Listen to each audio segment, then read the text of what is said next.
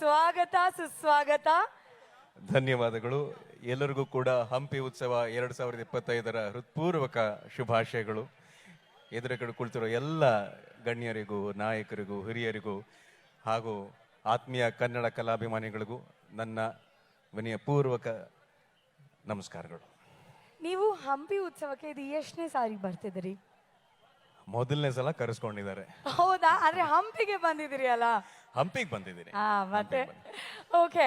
So ಈಗ ಅವ್ರೆಲ್ರು ನನ್ನ ಕೇಳ್ತಿದ್ರೆ ಆಯ್ತಾ, ಇವಾಗ ವಿಜಯ ರಾಘವೇಂದ್ರ ಅವ್ರು ಬರ್ತಾರಲ್ವಾ, ಪ್ಲೀಸ್ ಅವ್ರು ಸೊಗಸಾಗಿ ಹಾಡು ಹೇಳ್ತಾರೆ, ಒಂದು ಹಾಡು ಹೇಳಿಸ್ಬಿಡಿ. ಹಂಗೆ ಸೂಪರ್ ಆಗಿ ಸ್ಟೆಪ್ ಹಾಕ್ತಾರೆ. DKD ನಲ್ಲಿ ನಾವೆಲ್ಲ ನೋಡಿದೀವಿ, ಹೌದಾ ಇಲ್ವಾ? ನೋಡಿ ಅಲ್ಲಿ DKD ನಾನು ಮಾಡಿದೀವ ಇಡೀ ಸೀಸನ್ ಒಂದೇ ಸ್ಟೆಪ್ ಹಿಂಗ್ ಹೋಗಿ ಡಾನ್ಸ್ ಒಂದು ಹಾಡು ಹೇಳ್ಬೋದಾ? ಖಂಡಿತ ಹಾಡಾಡ್ತೀನಿ. ಯಾಕಂದ್ರೆ ಇಷ್ಟು ಜನರನ್ನ ನೋಡಿದಾಗ, ಇಷ್ಟು ಪ್ರೀತಿಯನ್ನ ನೋಡಿದಾಗ, ಇವಾಗ ತಾನೇ ನಮ್ಮ ಅಪ್ಪು ಅವರ ಹಾಡನ್ನ ಕೇಳಿದ್ವಿ, ಬೊಂಬೆ ಹೇಳುತ್ತೈತೆ ಅನ್ನೋ ಹಾಡು. ಅದು ನನಗೆ ಬಹಳ ಇಷ್ಟವಾದಂತಹ ಹಾಡು. ಆಮೇಲೆ ಈ ಭಾಗದಲ್ಲಿ ನಮಗೆ ತುಂಬಾ ಮನಸ್ಸಿಗೆ ಖುಷಿನ ಕೊಡುವಂತ ವಿಚಾರ ಏನಪ್ಪಾ ಅಂದ್ರೆ, ನಮ್ಮ ಅಪ್ಪು ಅವರ ಅಭಿಮಾನಿಗಳು ಎಷ್ಟರ ಮಟ್ಟಿಗಿದ್ದಾರೆ ಅಂತ ಹೇಳಿದ್ರೆ, ನಾವ್ ಏನ್ ಹಾಡ್ತೀವೋ ಬಿಡ್ತೀವೋ ಗೊತ್ತಿಲ್ಲ, ಅಪ್ಪು ಅವ್ರದ್ದೊಂದು ಮಾತು ಹೇಳಿದ್ರೆ ಸಾಕು ಅಷ್ಟು ಖುಷಿಯನ್ನ ಕೊಡ್ತಾರೆ. ಸೊ ಆ ರೀತಿ ಪ್ರೀತಿಯನ್ನ ಅವ್ರಿಗೆ ಇವರೆಲ್ಲರೂ ಧಾರೆ ಇರ್ತಾರೆ ಅಂತ ಹೇಳಿದ್ರೆ, ಇವ್ರಿಗೆ ನಮ್ಮ ಪುಣ್ಯ ಆಗತ್ತೆ. ಈ ತರ ಒಂದು ವೇದಿಕೆ ಮೇಲೆ ಬಂದು ನಿಂತ್ಕೊಳ್ಳೋದು ನನಗೊಂದು ಸದಾವಕಾಶ ಆಗುತ್ತೆ ಅಲ್ವಾ? ವಿಜಯ್ ಜಿ, ಇನ್ನೊಂದು ಏನ್ ಗೊತ್ತಾ, ಸಾಗರೋಪಾದಿಯಲ್ಲಿ ಜನ ಸೇರಿದ್ದಾರೆ. ನಮ್ಮ ಪಾಟೀಲ್ ಸರ್ ಅವರು ಹೇಳ್ತಿದ್ರು, ಇಲ್ಲಿಗೆ ಬಂದಾಗ ಉತ್ಸವ ಹೌದು, ಆದ್ರೆ ಎಲ್ಲರೂ ನೋಡಿದಾಗ ಏನ್ ಜಾತ್ರಾ ಮಹೋತ್ಸವ ತರ ಇಷ್ಟು ಲಕ್ಷ ಜನ ಬರ್ತಿದಾರಲ್ಲ ಅಂತ. ಇಷ್ಟು ಲಕ್ಷ ಜನ ನೋಡಿದಾಗ ನಿಮ್ಗೆ ಏನ್ ಅನ್ಸುತ್ತೆ? ಫಸ್ಟ್ ಇಷ್ಟು ಲಕ್ಷ ಜನ ನೋಡಿದಾಗ ನನಗೆ ಈ ಜನರಿಂದ, ಇವರು ಹೊಡಿತಿರೋ ಚಪ್ಪಾಳೆಯಿಂದ, ಇವರು ಹೊಡಿತಿರೋ ಶಿಲ್ಲೆಯಿಂದ ನಾವಿನ್ನೂ ಉಸಿರಾಡ್ತಾ ಇದ್ದೇವೆ ಈ ಕಲಾವಿದರಾಗಿ. ಕನ್ನಡ ಚಿತ್ರರಂಗ ಇನ್ನೂ ಉಸಿರಾಡ್ತಾ ಇದೆ, ಕನ್ನಡ ಸಿನಿಮಾಗಳು ಬರ್ತಾ ಇದ್ದಾವೆ, ಹೊಸ ಹೊಸ ಕನಸನ್ನ ಕಟ್ಕೊಂಡು ಇಲ್ಲಿಂದ ಎಷ್ಟೋ ಜನ ಪ್ರತಿಭೆಗಳು ಹೊಸ ಸಿನಿಮಾ ಮಾಡ್ತಾರೆ, ನಟರಾಗ್ತಾರೆ, ತಂತ್ರಜ್ಞರಾಗ್ತಾರೆ. ಒಳ್ಳೊಳ್ಳೆ ಸಿನಿಮಾ ಬಂದು ಇವಾಗ ಕನ್ನಡ ಸಿನಿಮಾ ಬರೀ ಕರ್ನಾಟಕದಲ್ಲಿ ಮಾತ್ರ ಅಲ್ಲ, ಭಾರತದಲ್ಲಿ ಒಂದು ಮಾತುಕತೆ, ಒಂದು ಚರ್ಚೆಗೆ ಒಳಗಾಗುತ್ತೆ, ಇಡೀ ಪ್ರಪಂಚದಲ್ಲಿ ಒಂದು ಚರ್ಚೆಗೆ ಒಳಗಾಗುತ್ತೆ. ಅಪ್ಪು ಅವ್ರ ಸಿನಿಮಾ ಆಗಿರ್ಬೋದು, ಯಶ್ ಅವ್ರ ಸಿನಿಮಾ ಆಗಿರ್ಬೋದು, ಈ ತರ ದೊಡ್ಡ ದೊಡ್ಡ ಅದ್ಭುತವಾದ ಸಿನಿಮಾಗಳು ಬಂದಿದ್ದಾವೆ. So we should thank them. ನಿಮಗೆ ನಾವು ಉಸಿರು ಇರೋವರೆಗೂ, ಬಹುಶಃ ಉಸಿರು ಹೋದ್ಮೇಲೆ ಕೂಡ ನಿಮಗೆ ನಾವು ಧನ್ಯವಾದ ಹೇಳಬೇಕು. ಅಷ್ಟರ ಮಟ್ಟಿಗೆ ಪ್ರೀತಿಯನ್ನ ಕೊಟ್ಟಿದ್ದಾರೆ ನೀವೆಲ್ಲ. Thank you. ಈಗ ನೀವೇ ಆಪ್ಟ್ ಮಾಡ್ಕೊಳ್ಳಿ, ಡಾನ್ಸ್ ಮಾಡ್ತೀರಾ ಮೊದಲು ಹಾಡು ಹೇಳ್ತೀರಾ? ಹಾಲಲ್ಲಾದರೂ ಹಾಕು, ನೀರಲ್ಲಾದರೂ ಹಾಕು ರಾಘವೇಂದ್ರ, ಹಾಲಲ್ಲಿ ಕೆನೆಯಾಗಿ ನೀರಲ್ಲಿ ಮೇನಾಗಿ ಹಾಯಾಗಿರುವೆ ರಾಘವೇಂದ್ರ.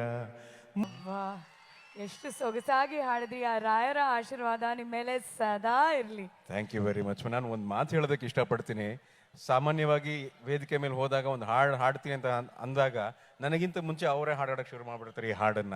ಯಾಕಂದ್ರೆ ಅಷ್ಟು ಸಲ ಅಷ್ಟು ಪ್ರೀತಿಯಿಂದ ಹಾಡನ್ನ ಹಾಡು ಅಂತ ಕೇಳ್ತಾರೆ, ನಾನು ಹಾಡ್ತೀನಿ.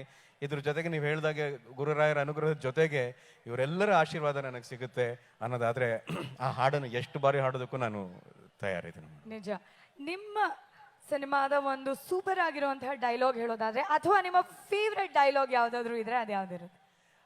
ನಾನು ಆಕ್ಚುಲಿ ಸಿನಿಮಾಗಳಲ್ಲಿ ಅಷ್ಟು ದೊಡ್ಡದಾಗಿ ಡೈಲಾಗ್ಗಳು ಹೊಡೆದಿಲ್ಲ. ಇಲ್ಲಿ ಹೊಡೆದಿದ್ರೆ ನನ್ನ ತಮ್ಮ ಉಗ್ರಮಲ್ ಹೊಡೆದಿದ್ದಾನೆ, ಬಗೀರಲ್ಲಿ ಹೊಡೆದಿದ್ದಾನೆ.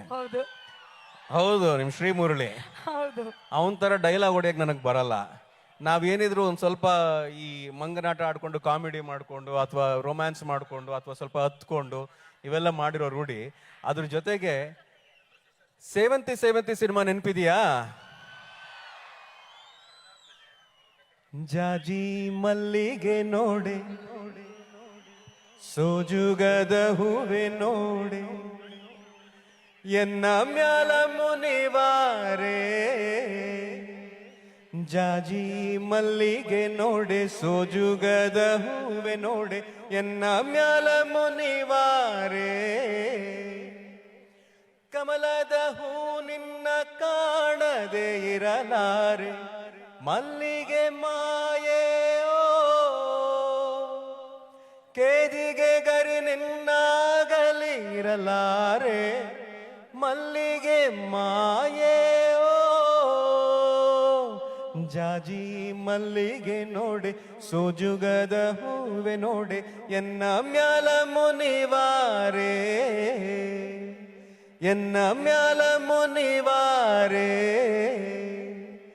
ಎನ್ನ ಮ್ಯಾಲ ಮುನಿವಾರೆ.